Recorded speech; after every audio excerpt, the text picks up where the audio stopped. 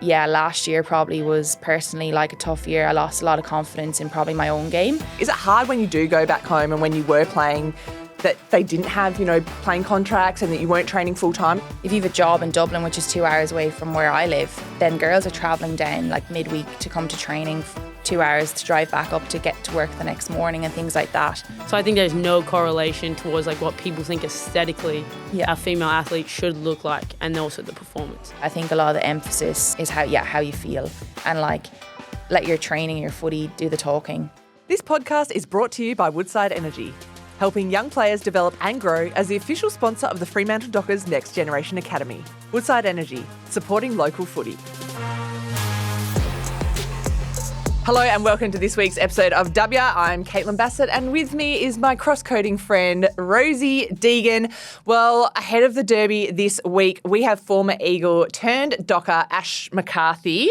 Our Irish superstar friend previews her first game coming up against her old club this weekend in the Western Derby, and we get to hear the ups and downs of her AFLW career. She also chatted to us about playing Gaelic football back in Ireland, didn't she? Yeah, it's amazing because you just never really hear that much these days about the love of the game. And they're over there playing for free, travelling 5 hours just to play the game in your home county. It's pretty refreshing to hear that. So cool. She also has some great insights into navigating body image as a female athlete off the back of Maddy Prespakis coming out and talking about the struggles that she's had and abuse that she's received. So here is our episode with Ash McCarthy. All right, our guest today, she grew up in Ireland, went through the pathways playing Gaelic football before getting an opportunity to come out to Oz and play AFLW. She was originally drafted to the Western Bulldogs and made her debut in 2019 and then traded to West Coast where she played 4 seasons. And now she has made the move to the Dockers, the crosstown rivals, and I reckon probably one of the most underrated trades that happened at the end of last year. She's just played her 50th game. Thanks for joining us, Ash McCarthy. Thanks for having me. 50 games, and I saw after the game your family came to visit. Tell us, what's it been like having them in town? Yeah, no, it's been great. My mum and dad came out last year for the first time to see me play, and then, I was potentially going to do my 50-game milestone this year. So we kind of put it in the diary and they got the opportunity to come out again. So they're here for the rest of the home and away season. It's just really nice to have them. Unfortunately, we've had 2 losses since they've come. So don't know if they're a bad omen or not. Get them out. So we might send them to the pub for the next game to watch it. But no, it's just really nice to have them. And just easy for them as well. They've been getting up in the middle of the night at home to watch the games. So at least they can get proper sleep and, come to the game, meet all the other parents. It's been really nice. Do they have crazy Irish names? Because tell us, what's the worst pronunciation you've had of your name before? I'm sure you get a few, but do they have beautifully worded sounding Irish names too? Well, Margaret and Carol, so pretty standard, but my sister's name is Roisin. Which means like little rose. Spell that for us. So it's R-O and then it has a fada.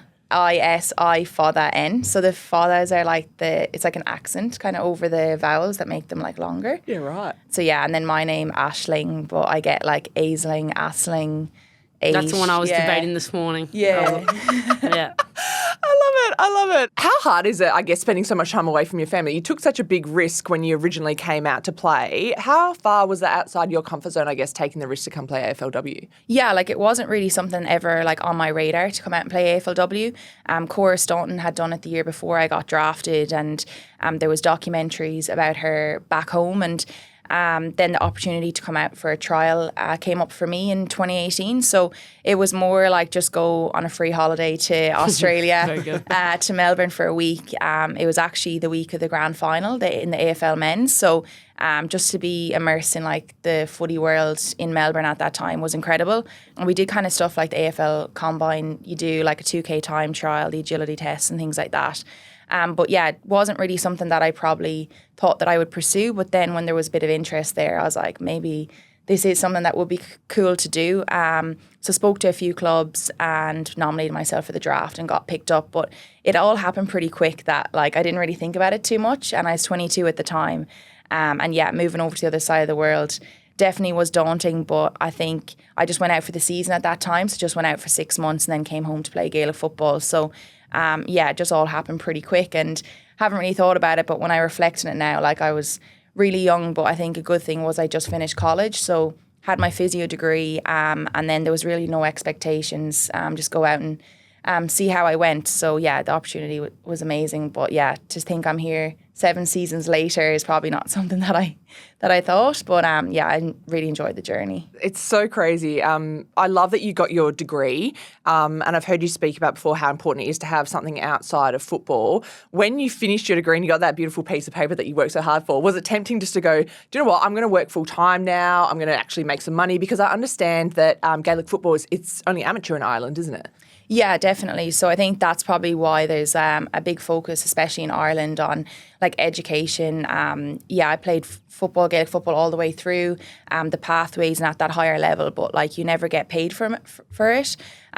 Some girls, like if you're at the top of your game, you might get some sponsorship deals and things like that, but not enough to really live off. Wow, so it's like completely unpaid. Yeah, men and women completely unpaid. Wow. Yeah. So like, yeah, you might get paid a few hundred to go to like, a media thing or get sponsorship, but no, it's completely out of your own pocket. So, you're working full time, but you still have the same concept of trying to be a professional athlete. So you still have your gym sessions to do, you still have your recovery, and then your main trainings, but it's probably more based on your own time and trying to fit the gym in before work and just having the trust from your teammates and your coaching staff that you're actually getting all that done. Whereas I think the environment here is that like you have the time to do it all together as well. And even this morning, like I have the morning off after a game at the weekend and I can get a bit of extra recovery in and things like that. So I think that's probably what the really attractive thing about coming out here was, to be a full-time athlete. But then I think, having the physio in the background, at least I had no pressure that I didn't have anything else if AFLW didn't work out. And I had something to always fall back on, which I think was nice. You originally did 6 months here and then 6 months back, playing both codes. Was it confusing, number one? I guess there are so many similarities, but there are some differences between Gaelic and AFL. And I guess how hard was it? You just must have never got any downtime. Yeah, I think growing up playing Gaelic, it's pretty like all year round, especially when you're a bit younger and in uni you play for your club, which is like your town where you're from. So you still play that, and then it's like an honour to represent your county. So then that's the higher level equivalent to like AFLW, so you play that as well. And then if you're in uni, you represent your university, which is a really strong team as well because it's people from lots of different counties come together. So I actually played with like Anya Tighe and Joanne Craig, who I now play with on that team. And then like against, like other amazing players that are out here like Sarah Rowe and Ashley Maloney, they went to other unis. So you kind of just got on with it, I think. And but at the time, I think I played on a lot of instinct coming out to play AFLW. So it was probably nice to have that break, go back and play Gaelic football and then come back. But I think since I've been here more full time, my knowledge of the game has definitely grown a lot more. I'm a lot more confident in my own ability and what I can bring to the team. Whereas before I was probably coming out and just adding a bit of something different to the team. Whereas now I'm probably, have a bigger voice, and I think I have a lot more confidence in myself because I've given a lot more time to AFLW. You're one of 5 players at the Dockers who are Irish. Do you guys kind of have a little crew? We talked about how Irish people seem to find each other, and no matter where you guys are. Your partner is Irish, but you actually met him here in Australia. Like, how great is it to have people who understand where you come from, who have similar backgrounds to you at a club? Yeah, no, it's been amazing. And I think I've known all of those girls before. Like I spoke about playing with Joanne and Anya, and then I'd actually met Amy Mulholland through Paris Laurie here because she was playing for Wembley. So we've actually been best mates, and then I was with her when she got drafted to Frio, and then I've played against Orla as well back home. So I had those connections with them, and it's just really nice, to have them. And even we went and had a barbecue for all of our parents yesterday, and just to have that connection, that feel from home. I suppose we all come from the same background sports wise too, but it's really nice even outside of footy, as we spoke about, like you find Irish everywhere. And I met my partner here, even though he's from Ireland, met him all the way in Perth. But it's nice. Couldn't go for an Australian guy. No. Needed a bit like of home. The accent, you're like, when you're out, like, there's another one. But my nana actually always said, like, when I went to Australia, she's like, don't find an Australian man or partner because you might never come home. So It's probably good that I found an Irish nice. one. A There's nice that Irish boy. Yeah, the opportunity is still there to potentially go home if in the future if that's there. But yeah, and it's just to have that Irish community here. I have friends outside of footy that are Irish too, and it's nice to have a group like away from sport as well, and that you're someone else outside of footy too. Yeah, well, we talk about, I guess, the professionalism of AFLW and comparing that to what Gaelic is going through at home. Is it hard when you do go back home and when you were playing that they didn't have, playing contracts and that you weren't training full time? Is it frustrating to go back and see what that competition could potentially be if they were more professional? Yeah, definitely. And I think, it's the resources, the time I spoke about. And then, just like the recovery side of things, girls like having to work full time and probably being a bit more injury prone as well. And you play for where you're from at home too. So like if you have a job in Dublin, which is 2 hours away from where I live, then girls are travelling down like midweek to come to training, 2 hours to drive back up to get to work the next morning and things like that. But I think that's kind of the beauty of our game as well. There's so much pride of where you're from, who you grew up with. And there's girls that I played with at county level that we were in like the pathways, like kind of like the probably state teams, like when they, the under 16s and so, and then we end up then playing at adult level together. And I think, the connections that we built when we were younger, like I don't think you can really find them anywhere else. So it's kind of hard to know, but definitely if there was more resources there, it would be great for the game. But then I think there's a part of it that it's very traditional and it's kind of nice that you have that like pride of where you're from. And just doing it for like the love of the game. It's like we're playing not to get paid or anything like that. It's just because we love doing it and we're proud of like where we're from. Yeah, so you definitely couldn't go anywhere else. That would be very... No, you wouldn't really. Yeah, you wouldn't so do that. unless like you really did move like 5 hours away and that was where your life was, you might transfer. But still, I think people do still travel like 3 hours and things like that to get back to where their base is and train. And the commitment is huge. And it's so there's a lot of players that are out of pocket at home due to that, like the cost of petrol and everything, and they're getting nothing for it. But it is the love, and there's like this kind of underlying determination and grit and commitment there. That's just a little bit different, And you talk about the privilege, I guess. Is it weird being over here playing in Australia where it's more seen as a job? Like, is that kind of like a weird juxtaposition given what playing for pride back home? Yeah, definitely. But I think that's what's so incredible about, I suppose, where women's sport is going, especially in Australia. And I think, the opportunity for young girls coming through now to actually say their occupation when they're older is to potentially be a professional sports person is just amazing. And I suppose that's probably not really there at home if you're playing football, hurling or camogie. Probably more soccer. What's hurling? Hurling is like... What's camogie? Camogie use a stick, don't you? Yeah, so hurling and camogie are like the same sport, but they call it camogie for girls and hurling for boys. And it's basically like a stick made from like ash, the ash tree, and then the ball is like a slitter, so it's kind of like a cricket ball. And you just like hit it and catch it. So it's like similar. I've seen some Irish people playing this down the beach. Yeah. And then catching it. But it's like coming at pace. It's not like a... So I think the men's anyway is like, I think it's like the fastest field sport in the world. Like it's actually incredible. You should look up YouTube. Oh, I highlights. will. How do you score? Is that like scoring a goal or is it getting runs? Like how do you... So exact same field that you play Gaelic football on. Okay. So there's like 2 posts similar to AFL where the goals are, but then there's like a soccer net underneath. So you have like a goalie, and if you get it in the goals, it's 3 points. And if you get it over the bar between things, it's 1 point. Do you wear padding, I'm assuming? A helmet. No, that's it. Yeah, it's pretty ferocious. So it's a little bit like lacrosse equivalent. I think Have you people seen lacrosse? I think people, here I've would got a probably background. think, American. I'm American. Oh, I tried lacrosse, and I can't imagine how hard that was. I tried lacrosse. It's not for me. No. It's because I'm blind. So I'm like good at hand-eye, but then you extend the racket, that's just out of my vision. Anything on the left side is just flying past my racket. You spoke about how great it is to have something outside of sport and develop that identity. I guess as female sport does become more professionalised, what do you think is the ideal? Because I remember having an argument with a coach once about, we're paying you full-time, so you have to work full-time for us. And it's like, Well, yes, but then also it's so important to have something outside of sport for when things aren't going well in sport. Yeah, definitely. And I think even the AFL do it well in the men's. I think they have like a maximum amount of hours that they probably have at the club. And then they have set days or half days even that it is for external, extracurricular, or if it's study. And I think, yeah, they've put a big emphasis on that and like transitioning out of the game as well. So while like even me here, I work casually as a physio, but like during the season, I play footy a lot more than I work. And I think, making sure that my body's right each week and things like that, I definitely prioritise football at the moment. But I think, to have that option to have something else is really important.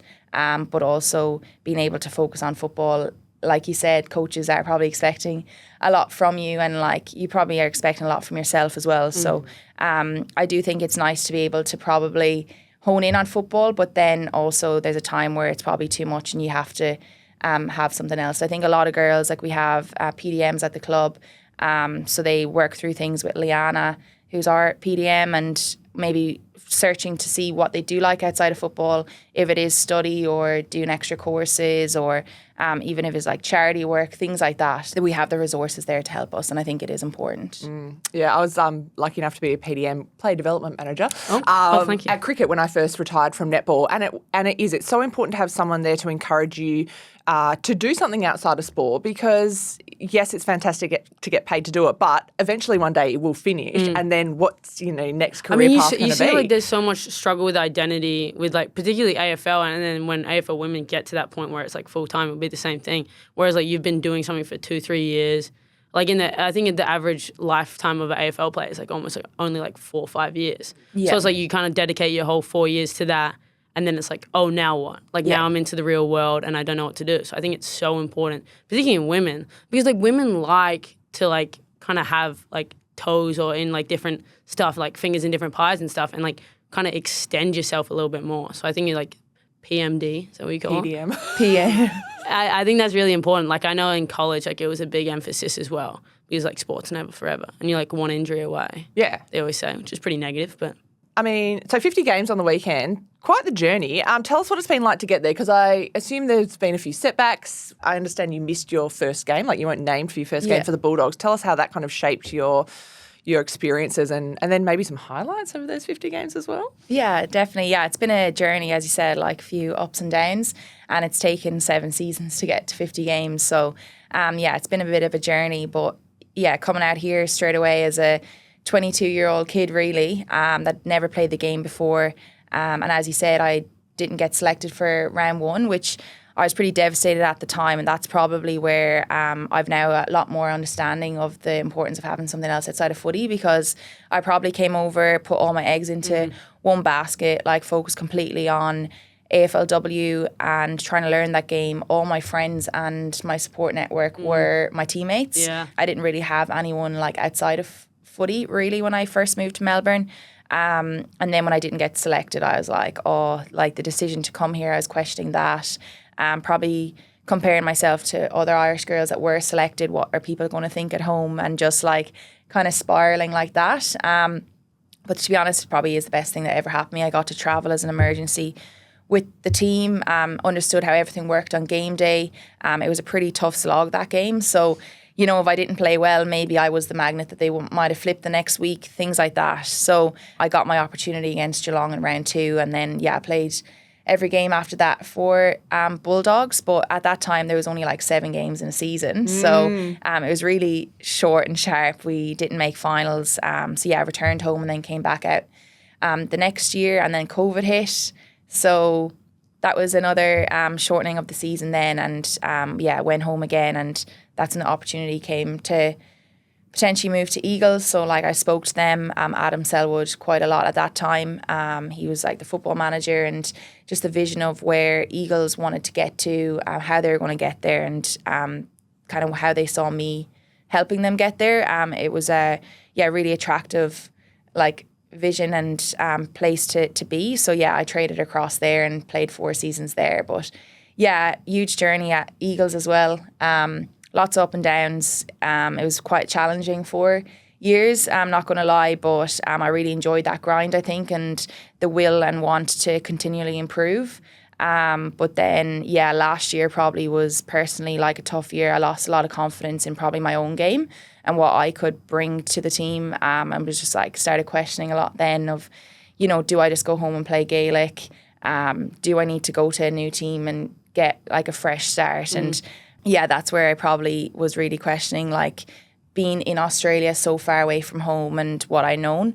And that's when probably Frio did come in and had conversations there. And when I met Lisa Webb straight away, the first conversation I met her for dinner and we didn't talk about football at all. And I was like, when is she going to start talking about football? When's she going to put the hard word on me? Yes, but I think that's nearly what I liked most. Like she just had genuine care, genuinely wanted to get to know me as a person, probably sussing me out to see if I was the right fit for their group as well. But I think I knew after a few conversations that maybe Frio was the right place for me. And I've just loved, like my last 7 games have probably been my favourite. I had great memories at Eagles as well, but I think I really was able to get my confidence back this year. I've real clarity around what my role is for the team each week. And I'm just loving football at the moment. So it was a huge kind of journey to get to 50 games and something that as a 22-year-old kid I didn't think I would ever even get to. But hopefully now another 50 more. If you think that the Fremantle Dockers Next Generation Academy is only about footy, think again. It's also about giving young people the opportunity to realise there is the possibility to be great on and off the field. It's about helping young players develop and grow, and as the official NGA partner, Woodside is supporting this dream from grassroots to greatness, growing Freo's pool of talent to feed the AFLW and AFL, and always cheering our next generation on. Woodside Energy, supporting local footy. That's amazing, I think, to make a connection with a coach, and it is. It's more sometimes than just about football. It's feeling a place where you can belong and contribute and have a role in a team. How hard was it for you to switch clubs when growing up in Ireland, you just told us you would drive 2 hours to go out of your way to play for, the club that you grew up playing with? Was it hard to go against that loyalty when that's something that's ingrained in you? Yeah, definitely. Even like the first trade, like to West Coast, I think I had Adam Selwood saying I was going and then I wasn't going, and he was probably like, this girl just needs to give us an answer. But I think it was probably easier back then because I was at home in Ireland. It was during COVID, and it was probably easier just to trade and then move to Perth rather than be still in Melbourne at Bulldogs. But then this trade was definitely probably more difficult, especially because I had 4 years at Eagles. I think, they invested a lot in me. I invested a lot in them. Some of my best friends play there as well. And then moving to the crosstown rivals was probably the biggest thing. I did speak to Brisbane a little bit as well, but I thought life-wise it was probably a harder move to uproot and move over to Queensland. But then it probably would have been an easier conversation to have with the Eagles girls that I'm just heading over to Brisbane. So it's definitely a tougher conversation, but I think they understood where I was at, where Eagles as a club was at as well. Like I'm 28 and I think the vision they have, and you can even see it now, they're continually improving and wanting to get to finals. They're doing pretty well this year, but I think their broader vision is probably the future. And I thought maybe with my football, like I mightn't be around for that. So I thought Freo was probably a better fit for me demographically as well. And just even to play alongside, I know Turbo's not playing this year, but to go into a midfield group of like Turbo, Hayley Miller, all these girls that I really looked up to, I thought I could learn a lot from them. And like while Turbo hasn't been there this year through pregnancy, like even off the field, she's had a huge impact. So I just thought it was probably going to be a good fit for me then. Yeah. How did you have that conversation? Because I think I agree. Like I've left teams and telling your teammates is the hardest because, it's like you're letting them down, but you've ultimately got to do what's best for you. How hard was it? Did you sit down with a few of them? Did you sit down with all of them? Did it happen over text message? Like how do you even broach that? Yeah, I think some of the girls had probably a little bit of an inkling, especially like last season. I think a lot of us did probably struggle a little bit. It was a tough season. And I think personally they knew that I probably wasn't enjoying my football that much. So I don't think it came as a shock, but I think maybe where I was going was a bit more of the shock. But it was a few phone calls, text messages. things like that. Just thanking people as well for their contribution to my time there as well. But once I had it done, it was kind of like a weight lifted off my shoulders. And I think everyone's understood, and I still chat to all those girls. Obviously our football schedule is a bit hectic at the minute, so haven't really chatted and probably won't hear from them this week until after the game. But it's been nice that I've had like the support of my ex-teammates as well, because I'm still friends with them too. We segued that perfectly. This week you're meeting your old team for the first time. Are you nervous? Like, what are the thoughts? Laura Pugh, I talked to her after the game. She's like, it's just 4 points and we want to look at it like that. But there is going to be emotion in it for you. How are you going to prepare yourself for the match? Yeah, like I think definitely like there probably will be that little bit of added spice to it, and I'm sure like the Eagles girls are going to go hard at it. I wouldn't expect anything less from them. But I think the beauty of our pre-season preparation is we actually have played Eagles a couple of times already. So we had an academy. Got a bit of confidence. Yeah, like just probably the first time thing, it's actually going to be the third time. Yeah. So that's kind of the nice thing. We had an academy block and I got to play them once then after that, and then pre-season leading into the season, we played them again then. So I feel like, I've already played them twice, so hopefully things won't be too different this weekend. But I'm just going to, as you said, like just think about it as another game. I tried to do that at the weekend as well for my 50-game milestone, and I'll think about it again this week. Try block out kind of that external media stuff. There probably will be a bit of script around me playing against my old team. But I know as well I'll have the support of my teammates on the day too. A little bit of extra incentive to win, I guess, to show them that, making this shift was what's best for your game. And I remember I accidentally high-fived an old teammate when we played against them. Do you have any concerns about that? It's dangerous. Yeah, don't do that. Look, the midfield battle as well, like going in against girls that I've know so well, like I've played alongside like Bella Lewis, Ella Roberts and that. It'll definitely be fun like as well. But I think we need to win to get to finals, especially with our loss at the weekend. So I just think grinding out and getting that win, and we know that Eagles are going to be a dangerous side to play against. They've done well this year. They're also coming off a loss, so they'll want to prove themselves as well. So I think what showed at the weekend as well is the minute that we turn off, we let other teams into it. So we just need to be on our A game to be able to beat them, and hopefully I can prep well enough that I bring probably some of the form and the role I've played this year already into Saturday. Yeah, you are in career best form at the moment. What has it been at the Dockers that's helped facilitate that? Is it sometimes it's a different program, different environment, playing with different people? What do you think it's been? Yeah, like I think the football I'm playing at the moment is football I always knew I could potentially play, and I probably showed it in glimpses at like the Eagles, but probably where I struggled with was the consistency of it. And then, like I think a lot of it's just confidence and a clarity on what my role is for the team. And I think I've put in a lot of hard work and I know exactly what I need to do for the team. And it's actually not any of the like scoring a goal or doing any of that. It's not like a goal after the siren to win the game. That's not it. They're all like the added things on. But it's more the like in and under work.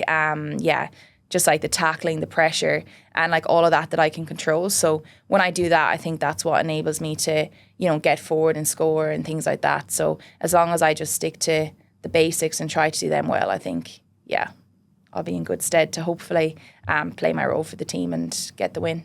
The humility. I know, you are so humble. I absolutely love it. But I do agree, like, focusing on the things that you can control is sometimes so much better than I've got to get a million touches, I've got to kick a goal, I've got to win the game, like putting the team on your back.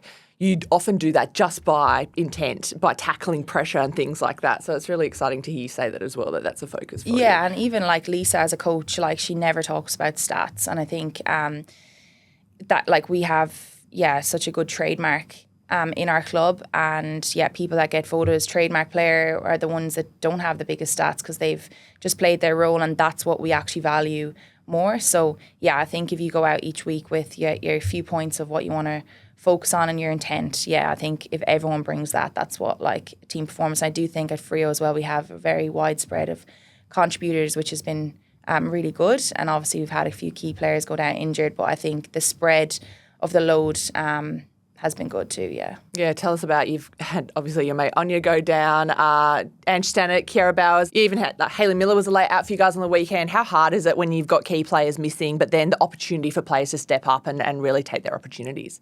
Yeah, like I think externally and on paper, if you said at the start of the season that you weren't going to have all of those players, like everyone would write us off.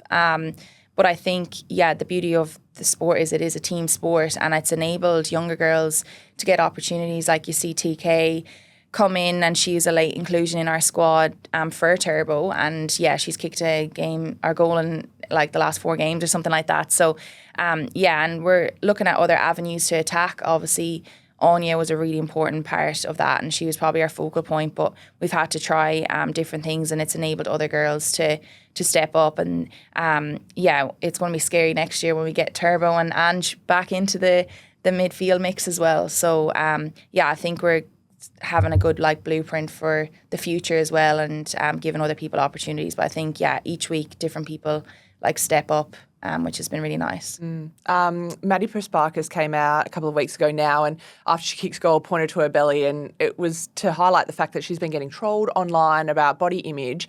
How do you deal with stuff like that? And is body comparison, it must be hard dealing with that in a team, or when you're getting so much scrutiny from media, I guess, and people that you don't even know.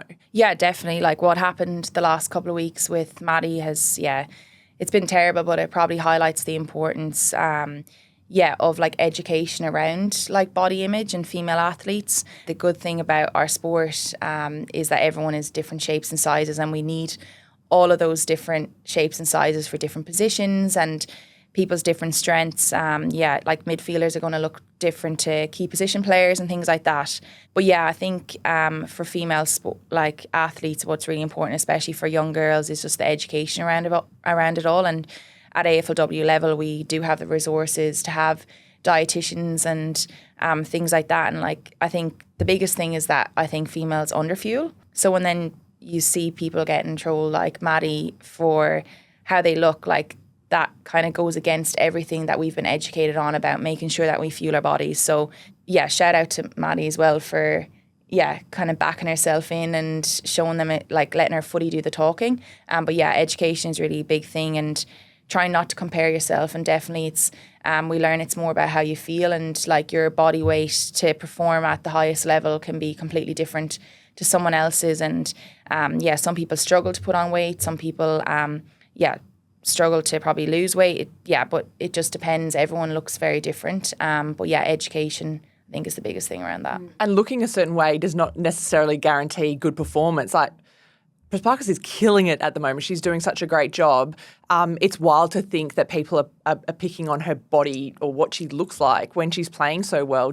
I remember growing up, I was always very slim, and it was hard for me to put on muscle and weight. And when I did finally get into the gym, I didn't like the way I looked when I was stronger, but I knew I had to do it because it was going to make me a better netballer. Do you ever feel that pressure that you have to look a certain way to be a good footballer? You can kind of subconsciously start comparing yourself, especially I'm an inside mid, and a lot of the inside mids in the competition probably do have 6-packs or, big, nice arms and things like that. But the minute I start comparing myself to them is where, you just need to kind of catch on and stop. And the way I play, I need to probably be the way I am, because I'm more crash and bash. I'm strong at ground level, and I can use my strengths that. So if I was lighter, I probably wouldn't be able to play the way I'm meant to play, for my role. But you just try not to compare yourself. I think that's all back to the education side of things, and it's something that you have. I'm 28 now, so it's taken me probably, only recently, the last few years, to realise that everyone is different. So I think it's just getting to the girls that are coming into the system at 18, 19, and telling them their body might change as well, as you said, when they get into the gym and things like that. But I think the resources are definitely there. It's just about being able to use them properly. Yeah, I think that's what I really struggled with, is that hanging out with my friends outside of netball who weren't athletes, it's the way they looked, I was quite jealous. They were slim and toned and stuff. And, the Pilates, I had to look different. And it just shapes your body. Because when I was skinny, I got pushed off the ball constantly, and I was useless on the netball court. But it's funny, skin folds, we were chatting about skin folds and dexes before this. I use them in my career as like a performance measurement. Like I really relied heavily on them because I wanted to know that what I was eating and what my training was doing was making a difference. Like, do you guys still get skim folds? Do you get DEXAs at the club?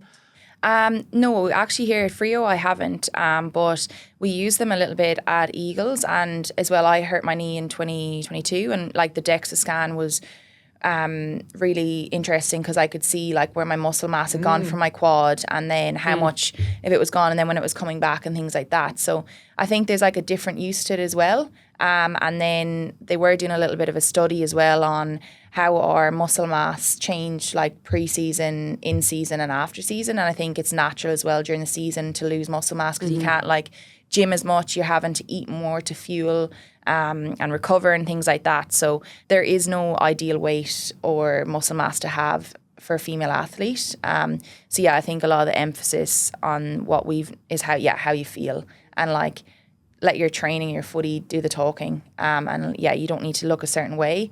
And like even for Maddy Prespakis, like she's killing it at the moment, like loads of disposals, kicking goals. So like her footy's doing the talking. So yeah, I think it's more that. Yeah. Yeah, the skinniest and fittest like I ever looked, and I was getting like lots of things like, oh yeah, the fittest, was my worst season I've probably played. So I think there's no correlation towards like what people think aesthetically a female athlete should look like, and also the performance. Like I think it's like, you're right, finding that happy medium of where you feel at your best and you can do the job, right? So it's like one thing if you can't do the job, but if you're doing the job at your best and that's how your body looks or that's your peak performance, there shouldn't be, it's really hard to get scrutinized over that. So for Maddy to get scrutinized when she's performing the way she is like a hard thing to mentally deal with for her, because she's like I'm one of the best in the league. How am I still getting bullied when this body that I have, this like vessel that I'm using is like is performing the best I've ever performed, yet like people, because it aesthetically doesn't match like what a female athlete should look like, are just like trolling her online. Even fueling for performance looks so different between individuals. Like I remember going to breakfast with my teammates and being like, oh, she's eating toast, oh, she's only having yogurt, or she, doesn't eat much breakfast, but doing what's best for you. Because like you said, different positions have different requirements, different body types suit different positions. What works for one athlete might not necessarily work for another. It can be really hard not to compare yourself, not just within other clubs, but then within your own team and what's going on. And then with your mates outside, I remember getting teased all the time, like, stop eating. Why are you eating so much? It's like, because my metabolism, I'm used to fueling all the time. Even when you have off seasons, is it hard to like curb your appetite?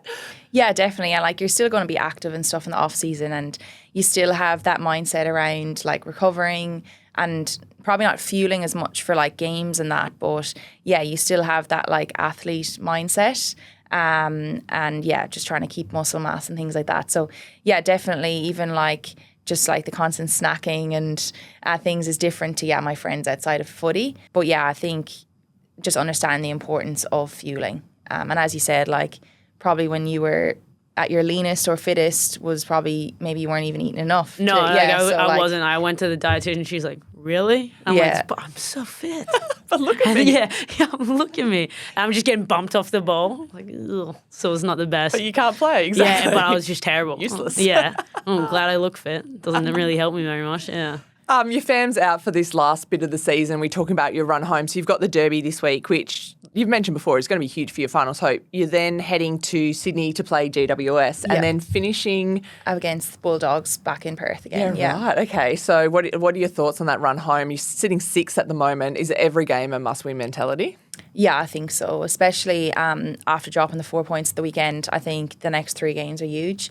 Obviously, it's cliche, you take one game at a time, but that's really what you have to do, because the minute you start getting ahead of yourself or thinking about the ladder or things like that, that's when the focus goes away from like the job that is in front of you. So, like a big week this week, and then travelling to Sydney won't be easy as well. Like it is a pretty big flight, and the time difference, I think it's gone to 3 hours now at the minute. So, it's not always easy to travel over East Coast.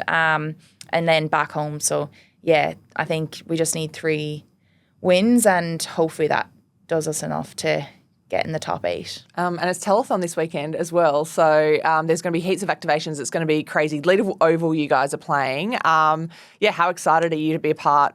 You've played in derbies before, but this time for the other team and getting around telethon and everything that involves this weekend. Yeah, it's great. Like, hopefully there'll be a huge crowd as well. Like, Leaderville's quite central in Perth. So I think, hopefully get a big crowd there, especially to support telethon. They do great work, especially for sick kids here in WA. So just encouraging everyone to get down there. Especially it'll be a huge like family day as well. The one thing about AFLW, it's really like family friendly, kids. There'll be activations and things like that. So hopefully there'll be like a huge crowd there. It's Eagles, technically their home game. But it's pretty neutral venue. So hopefully we'll get a good freer crowd there too. And just don't high five any Eagles teammates accidentally. Okay, they will try or and call trick for the you. ball off them. I know. Well, maybe that works she in can your trick favour. them. Yeah, She can exactly. trick them. Yeah. And then it's like, oh, that's my mate Ash. Yeah, It's right. me. Yeah. Well, we can't wait for the derby. We been loving watching you play this season. It's been great seeing you and Freo and seeing your game develop. And good luck for the derby. And we can't play favourites, so we're going for both teams. But we will be cheering for you personally. Thank you for joining us. Thank you for having me. Thanks. Thanks for joining us today. Remember, for all your AFLW, grab a copy of The West Australian or jump online at thewest.com.au. You can listen to us and watch this podcast on YouTube Music. Don't forget to follow or subscribe so you never miss an episode. And before we leave, I have to give a shout out, Rosie Deegan. She's still number 1 in the AFLW, the game tipping competition. Mm-hmm. So make sure you jump on. Get your tips in. You can also hit us up on email. If you email Rosie, she might give you some AFLW tips. I'll give you some tipping advice. Yes. Tipping only. Tipping only, exactly. Dubya@wanews.com.au. And we'll catch you next week to discuss all the big news coming out of AFLW. This podcast is brought to you by Woodside Energy, helping young players develop and grow as the official sponsor of the Fremantle Dockers Next Generation Academy. Woodside Energy, supporting local footy.